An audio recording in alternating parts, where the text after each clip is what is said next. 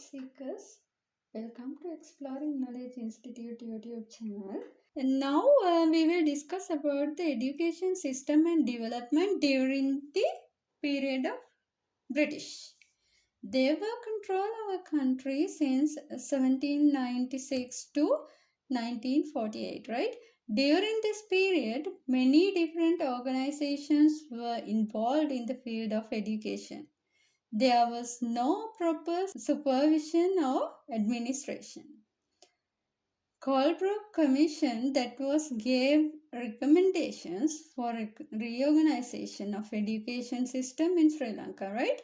Let's see what are the recommendations of Colebrook Commission to reorganize of education system of Sri Lanka.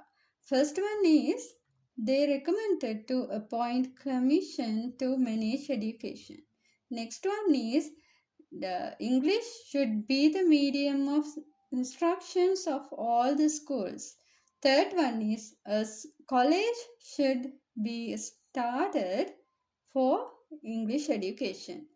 Next one is English educated youth should be given government jobs.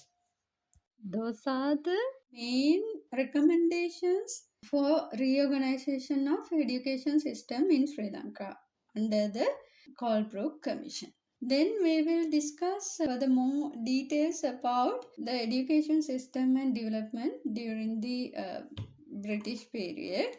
Period of 1805 to 1824 was known as the Missionary period, right? Various Christian missionary societies started schools in all provinces of the country, right? And the large number of Christian schools led Buddhist, Hindu, and Muslim organizations to establish schools in premises donated by the community. These missionary schools linked to government schools, and they had reorganized all government schools also, and they admit children to all schools without considering religion. That is most important, no?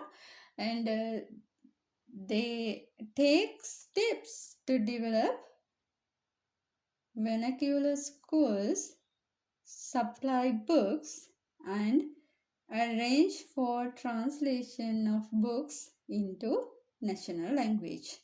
And they started an institution to train teachers also. And they appointed instructors of schools, and they had reorganized the school commission. They were forced to follow classes in Christianity. As a result of that, Buddhist organizations started Buddhist schools in various provinces of the country, and Hindu and Muslims started Hindu schools and Muslims also.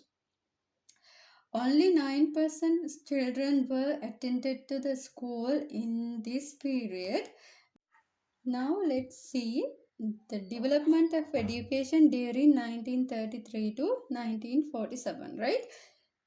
This period is most important period for the development of education system in Sri Lanka, right? It is most important era of Sri Lankan education. Through this period, introduced free education for all by CWW Kannangara, right?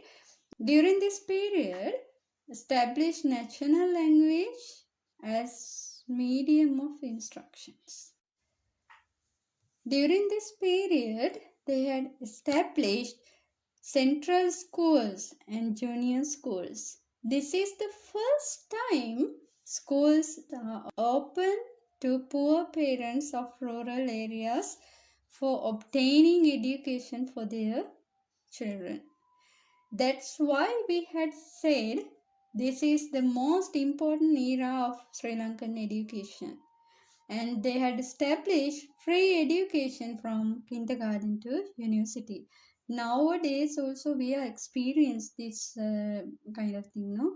In government school students, they have free education from kindergarten to university. Through this diagram or chart, you can get some idea how the education system was developed.